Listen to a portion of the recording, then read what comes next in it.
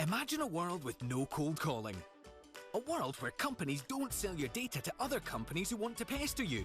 At G4 Claims, we don't cold call and we don't buy a single lead from data companies. Oh, and if you're due any compensation from your car accident, you pay nothing to us at all. For full accident management support, including motor replacement, repairs and personal injury compensation claims, just search G4 Claims today. For help the way you want it.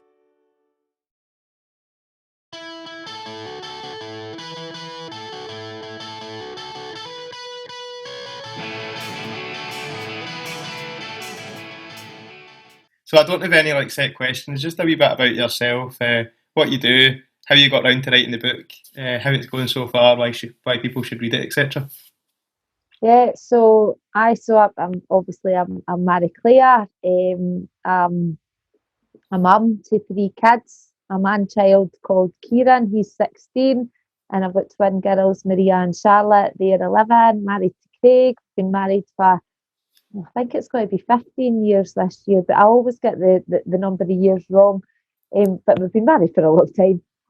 I'm a life coach, a fitness instructor. My sister and Joanna and I have the company, the West Lothian company, Dream Fitness, where we've been running for over 10 years now, originally delivering community fitness classes out in the community in West Lothian, where we were in church halls and community centres. And then one of our big dreams got realised at the end of 2019, and we got our own space and were able to open our beautiful, beautiful new gym in Bathgate, only to have it closed again 3 months later when the global pandemic hit. But we can talk about that later. As I said, I'm a life and quantum energy coach. I've got the company, I create my own range of superfood powders. So I've got the company Dream Magic Superfood Powders. And then this last year, during the global pandemic, I had a calling to write a book. And I wrote the book and hooked up with a publishing company, and they published the book, and it was released out into the world on the 24th of March. So it's been such an exciting journey. I moved out of corporate, and I think that would have been 11 years ago. It was just after the girls were born, and I was in corporate HR. This wasn't really fulfilled in my job or anything like that. I was on that kind of Western trajectory where, you leave school, you go to university, you get the job, you work your way up through the job, but it just wasn't making me happy. It wasn't making me fulfilled. So I made a big radical decision when I was pregnant with my twin girls that I was going to leave the corporate world and retrain and become a fitness instructor. And that's what I've done, and had an absolute blast since then.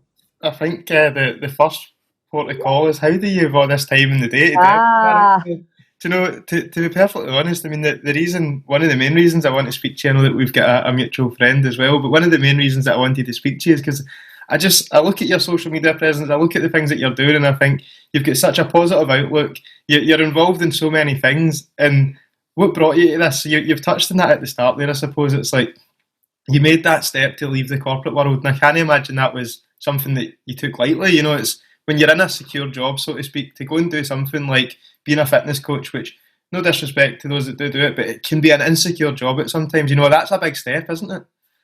Oh, it's a massive step, and I was older when I did it as well. So I was 33 when I decided to move into the fitness world. And as you know, I feel like I'm 23, but moving into that kind of field at 33 years old, it brings rise to loads of different thoughts in you. What am I doing? Am I, having a crisis here? Am I, the imposter syndrome comes in? But, I've been lucky that I've done a lot of personal development work for the last 20 years, and I know, tools and how to call out the imposter syndrome, to set myself goals, to work towards my goals, to visualize what I want and how I want to feel. And I believe that when you're working in alignment with what you're put here to do, I believe we're all put here on this planet because we've all got a purpose and we've all got a job to do.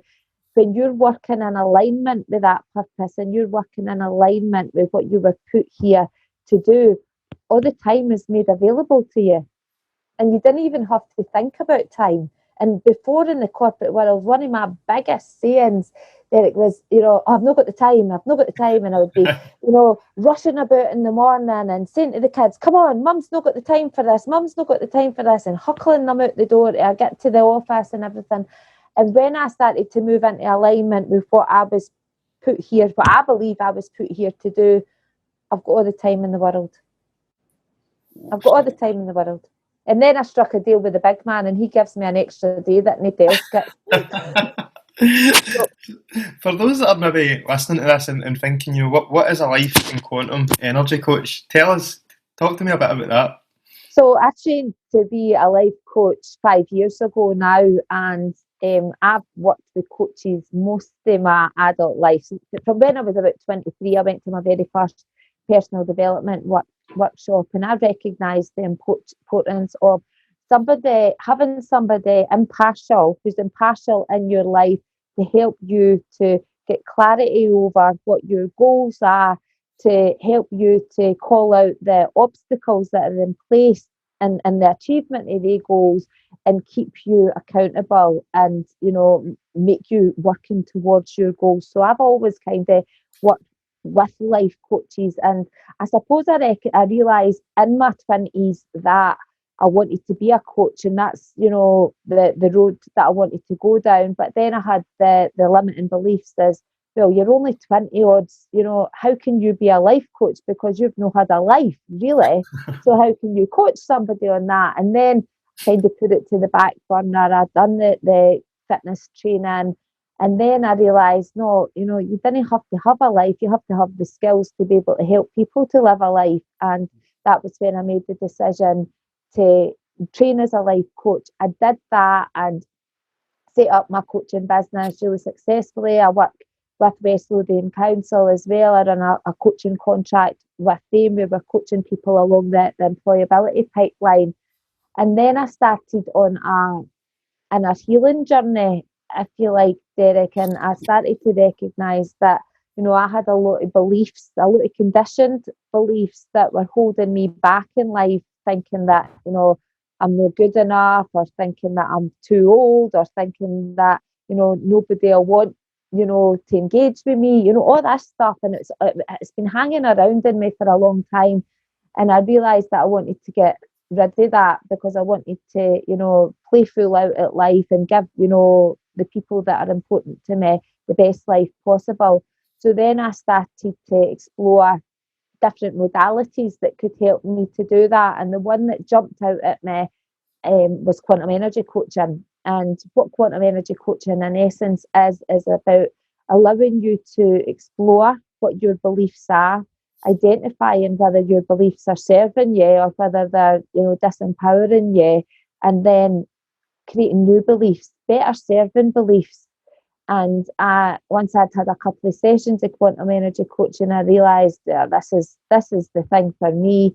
And I trained in quantum energy coaching under Dr. Melanie Salmon, who has spent 40 years in general medicine, for another 20 years in general medicine, 20 years in psychotherapy. So I knew that I was, wanted to train under her, because she was, the woman that was going to get me skilled enough to be able to do what I want to do in the world. So that's basically what quantum energy coaching is. It's about you identifying, what beliefs are not working for you, and determining what has happened to you in your life that's created these beliefs, and then giving you tools and techniques and new beliefs that'll empower you and work and move you forward.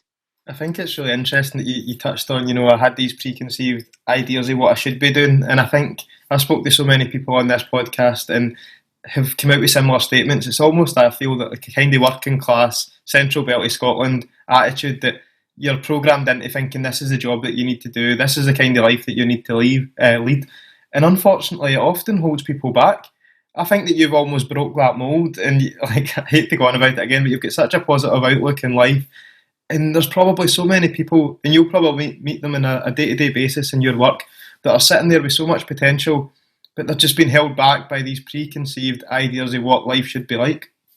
Yeah, and you're talking about the Central Belt of Scotland, and I mean, I think it's probably, you know, typical in you know, a lot of areas in the UK and the Western world, and it's this whole fear of, you know, if you're not working for somebody else, then you're not going to make a good living. You're not going to be able to, you know, get what you want to get in life. And I was part of my conditioning, I suppose, was my dad started his own business when I was I think I must have been about 9 or 10, and it was really successful for a couple of years, and then he had to go back to working with somebody. Situations happened, and he had to give up that part of like having his own business. So again, that was confirming to me that, oh no, you leave school, you know, if you're lucky enough and clever enough, you'll go and get, you know, an education, like further education, higher education, and then you'll get a job, and then you'll stay in that job until you retire. But I just knew inside me that a big thing for me, Derek, is that we were put here on this earth to be happy, to experience bliss, to, you know, enjoy connection, and to just feel in flow with life. And I think if we're not doing that, then we have to be brave, and we have to make a decision for ourselves, and trust our inner wisdom, and trust our gut. But, you know, I remember at the time when I was in the corporate world, and I'd made the decision that I didn't want to go back to that after having the twins. I didn't want to go back to paying somebody else to look after my kids so that I could go away from 8 o'clock in the morning to 6 o'clock at night doing something that I didn't enjoy doing. And I was lucky because my husband's really supportive. And when I remember we were on holiday in Tenerife, we were in a pool, and I says, I don't think I'm going to go back to the job. And he went, what? And I was like, I just didn't think I want to, you know, do something different. And he says, well, what do you want to do? I said, well, I want to be a fitness instructor. So he was kind of like swam away from me for a wee while, and then he came back. He went, no, listen, we'll make it work. It'll work. And he knows what my work ethic's like, because he's seen what my work ethic was like when I was working with other people. So he kind of knew that work ethic would just get stronger and you know more heightened when I was working for myself. But I did tell a few people, like friends and family, and they were like, what are you doing? It's the hormones, it's because you're pregnant. But, you know, 10 years down the line, I can look back and say it was the best decision I've ever made. There's a few things that you touched on there that I think are really important when you are going to make these changes. Or you're lucky that you've got a supportive family, because I can imagine that there's so many people out there who would say, Marie-Claire, what are you talking about? Don't be stupid. You've got a great job. You're not doing that. You know, that's one of the things that I can imagine, so many barriers that people face. And the other thing that you said, which is key and vital to this, is the work ethic. You know, you can't do that half-arsed.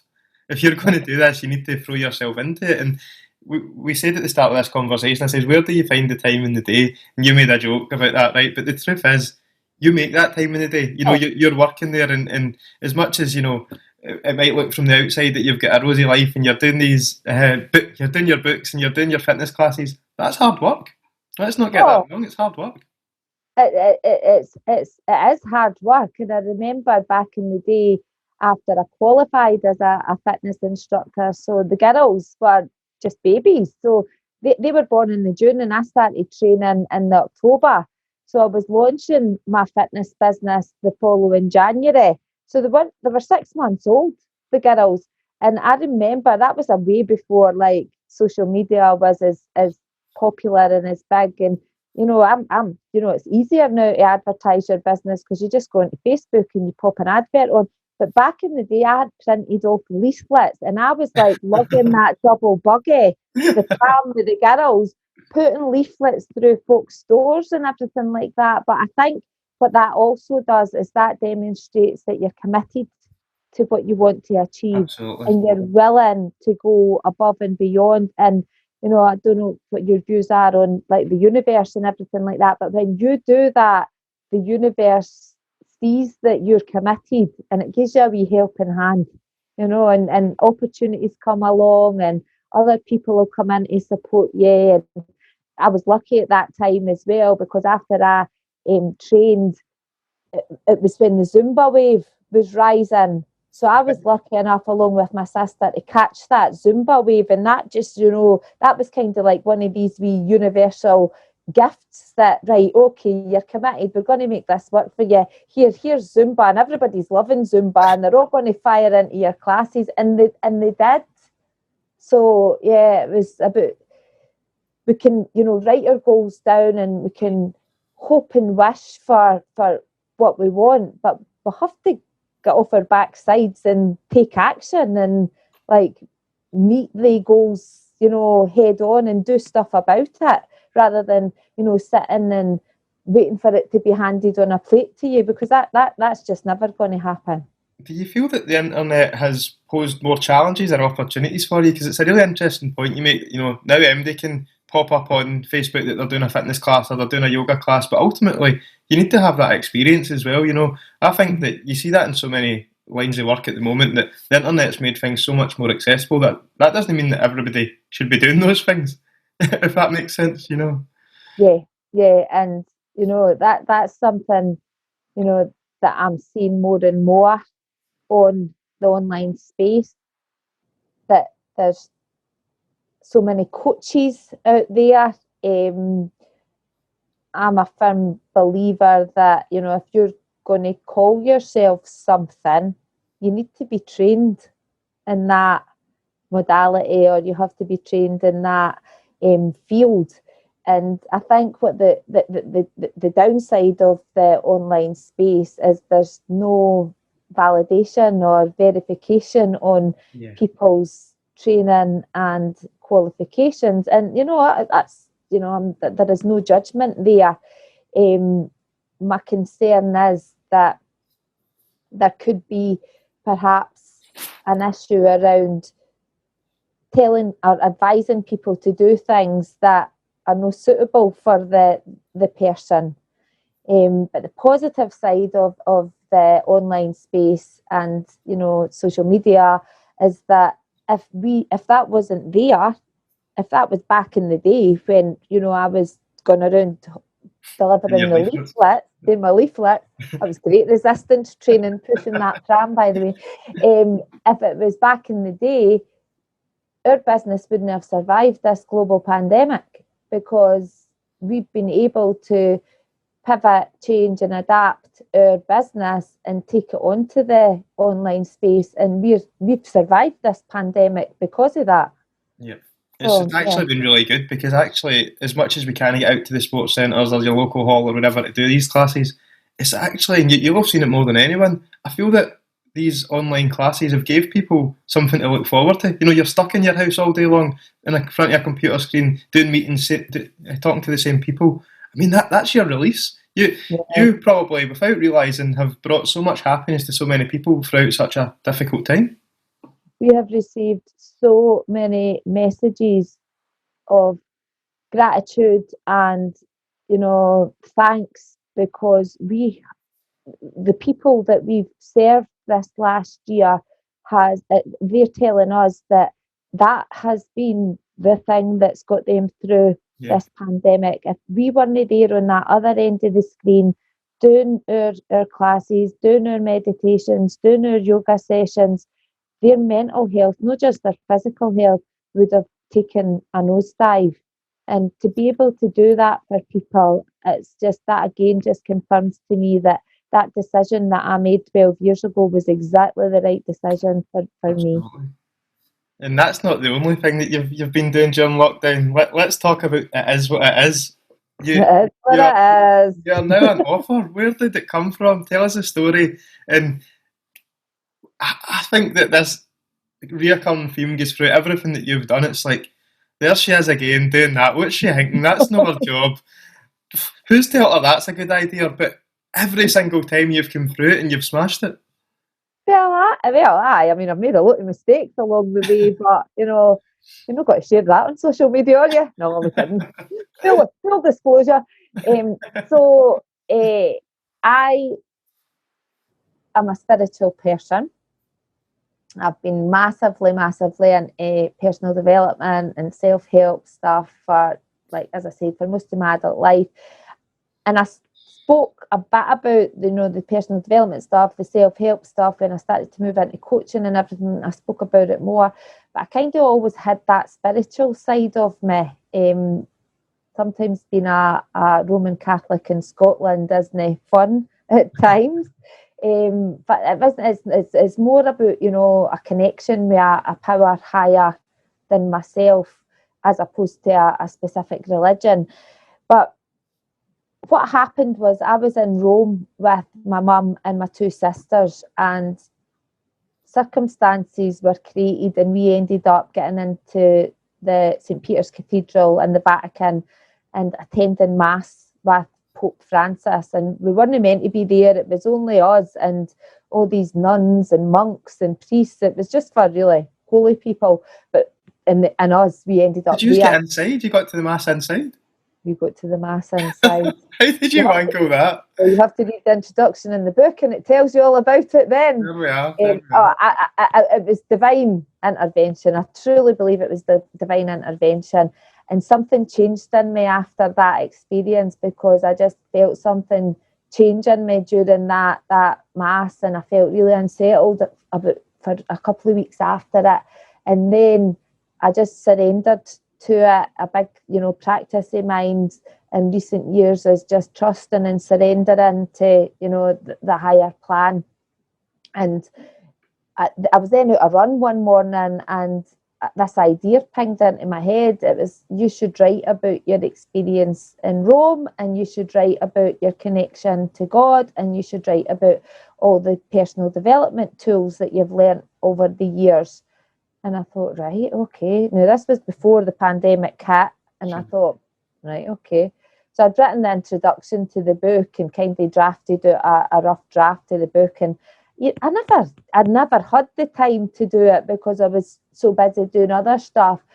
And then the pandemic hit, and then I was gifted all of this time to write the book. And even I wasn't really sure what I was going to write about, and I had these rough ideas. And then one of my tools, and for my emotional self-care, if you like, is journaling. And I get so much out of journaling. And what I did when the pandemic hit was, I created a space for myself every day. Once I'd done the homeschooling bit, once I'd done my work, I created a space for myself to journal. And that was just a brain dump of all the fears that I had, or the anxieties that were coming up, all the issues that were happening that day. And when I'd done that brain dump for a few days, I thought, God, every day I'm getting a lesson here. And this could be the book. So this is my book. It's my lessons from lockdown. And within 6 weeks, 8 weeks maybe, of writing every day, I had the bones of a book. I had 50,000 words written. And it was like 18 different lessons. And I just then had to, I then hooked up with the publisher. They liked what they read. And he was like, I want to publish your book. So then I just went into a more like serious process and getting it into this format, working with an editor, working with a cover designer and everything. But it's been such a fun, exciting project. It was like for other people done their gardens, I wrote a book. That was my lockdown project. Marie-Claire, you spoke about, it was almost like you done that for your own mental health at first, writing these journals down. And did you ever show anyone them before this, or was it, this is me, I'm putting myself out there? Because I can imagine that's a very, very personal thing to do. It's very easy to write your thoughts and feelings down, but to share that with somebody, I think that's a big step. Well, that's the feedback that I'm getting on the book, about how brave I've been and how vulnerable I've been. Because, you've said it a couple of times, during this call, Derek, is that I'm such a positive person. Well, I'm not really. I have to work on my positivity. I have to get up every day and make an intention to show up to life with, positivity, with gratitude, with, just connection. It hasn't always came natural to me. And when people have read the book and I've shared really openly my vulnerabilities, my anxieties during lockdown, my, thoughts and feelings about myself and about, how I'm seen by other people. I bring in the shadow self where I'm sharing how, there was a period of time during lockdown where I was like really comparing myself to my sister, my business partner, and people are blown away by how open I've been and honest, but what they're also saying is that how relatable it is and how they too have the same challenges and have the same thoughts. And by me blowing the lid on it, because it's stuff we didn't talk about really, and by me blowing the lid on it, it's given them permission to admit, oh well, I have these thoughts as well. And what I'm also doing in the book is I'm sharing the tools which I've used to help with these thoughts, to help with these challenges. And, I've got journal prompts in there as well for them to help people to explore it even more deeply. So it was, as you're saying, it was cathartic. Is that the right word? It was cathartic writing the book because it helped me so much. And my wish was that, even if one person read the book and they got something out of it, then that was a win. But my dream was for loads of people to, get something from it. And that dream has came true. The messages that I've received since the books went out there, I've been crying so many times, every day, because it's just like the impact that it's had on people. And that happened, I believe now, because before the book went out, that imposter syndrome came out, and I was like, oh my God, it's got to go out, and people are going to think it's rubbish, and the men in the white coats are going to come and tap me off and everything like that. Now I'm looking back and thinking I was brave, and I'm glad I was brave, because by me being brave and by me stepping up and sharing my truth, it's allowed other people to, it's helped other people. And that's what I'm all about. Do you remember the first person you let read it? My sister, Gillian. And is that your business partner? No, that's my other sister. Joanna's my business partner. So I let Gillian read it. And I write about that in the book as well at the end, because Gillian's an avid reader, and I trust her with my life. And I knew that she would read it and she would give me her honest feedback on it. And a few days after I'd given her it, she'd phoned me. So a big bit of it is about connection with God and spirituality. So a few days after I gave her the book, she phoned me and she went, I've got a bone to pick for you. Oh, like, no. What is it? And I was scared, because a lot of the book was written in a state of flow, and I was like, have I inadvertently written something that's offended her? She went, well, I was reading your book, and I then went on to Facebook, and one of her pals was going through a difficult time, and I felt I just came off of Facebook and I went, oh, please God, will you help? And she went, and that only happened because I read your bloody book, because before it she didn't believe in God, and she didn't have that kind of connection. So that for me was a win. But she loved that, and took so much out of it. The next person allowed to read it was my husband, and again I was like, because I've been writing things about him, but no, he was fine with it as well. So far I've not had anybody read it and have a go at me or have a pop at me, but because I sometimes feel that even when it comes to play music or do these podcasts, and I think even when you're talking to people about personal things, something that you've put down on paper in front of you, for example, it's almost easier to give it to strangers than to give it to your husband or to give it to your sister. I think that must be the biggest challenge, because you're opening yourself up. You're putting all your thoughts and feelings on that paper and saying, "Here I am. Excuse the pun, but it's an open book." Yeah, absolutely. And I think the book was written from good intent. It was about, a desire to, connect and help other people. It was about my healing journey in it. So I kind of thought, I didn't expect too much backlash from my family, the people that are close to me. So I didn't really expect that. But the part of it where I'm talking about the shadow self, and I was going through a period of comparing myself to my sister Joanna, so that's my business partner. I was nervous about that because I wasn't wanting, Joanna to think bad of me because I was having really bad, lower vibrational thoughts about her. But we had a chat about it, and she was absolutely fine.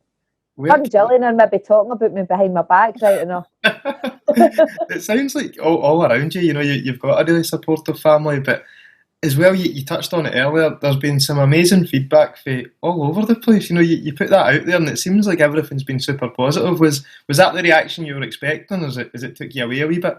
Oh, it's blown me away. It's like blown every single expectation I had from the book. I probably, again, this wee imposter syndrome's like, folk will read it and they'll think it's all right.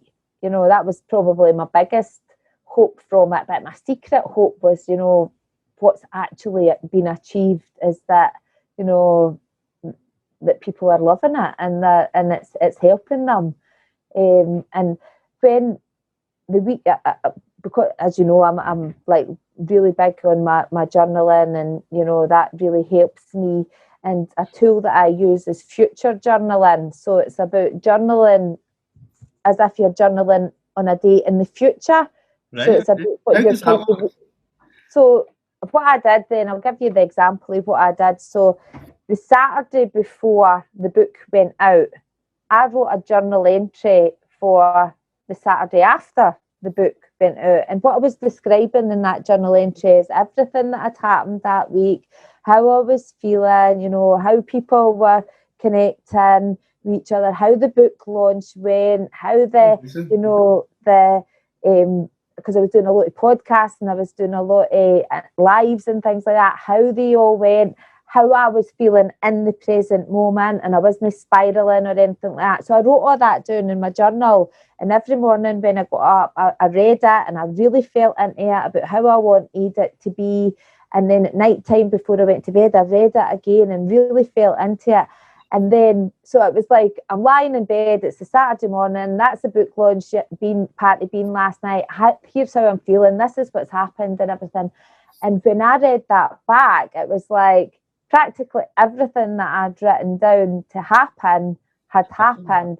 But what was the most important thing was how I had shown up and how I had completely enjoyed the whole experience, because it could have been so easy for me to get really anxious about it and, no enjoy the experience. As I said, the book was a lockdown project for me. And when you've got a hobby, a project, it's really important that you enjoy your hobby and really enjoy your project. So I had to keep bringing myself back to that place. And I'm delighted to say that I did. And last week, when the book was launched and with the launch parties, it was just a complete and utter blast. That was brilliant. Do you think that a lot of the skills that you have learned in your other profession in life coaching has helped you write this book?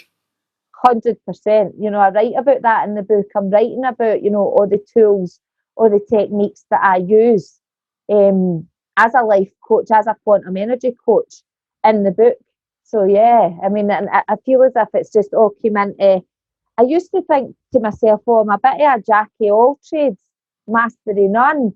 But what I now realise is that every single thing that I do, whether it's superfood powders, whether it's coaching, whether it's fitness, whether it's writing, it's all in alignment with helping the person that I'm working with to feel better about themselves mentally, emotionally, and physically. So it seems that everything that you do, Marie-Claire, is quite selfless. It's almost, don't get me wrong, I have no doubt that the work that you do gives yourself great satisfaction, but it seems like you're putting a lot back into, your local community and other people's lives as well.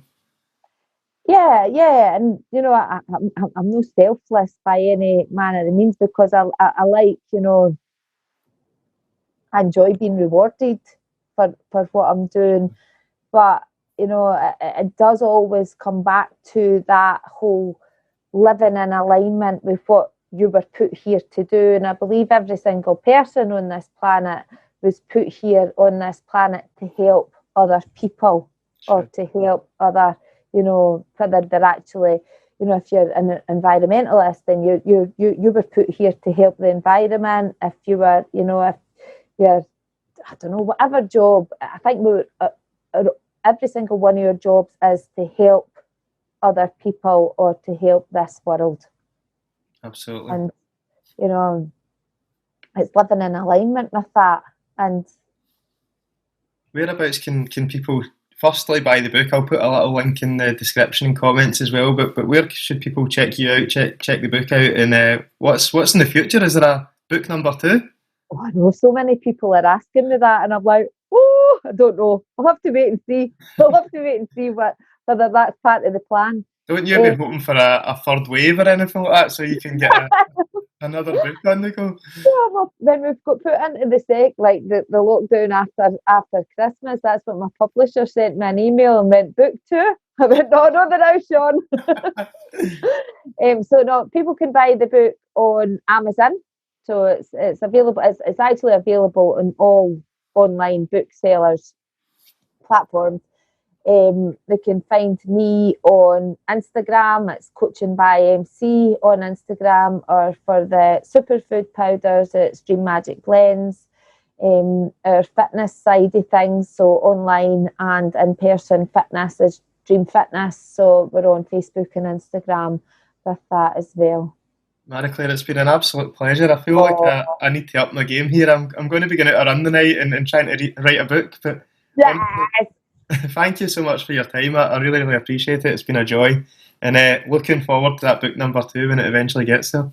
Oh, thank you, Derek. Thank you. For everyone that's enjoyed listening or watching to this podcast, please like and subscribe. And go and check out Marie-Claire's stuff. I'm sure you'll not be disappointed. Cheers.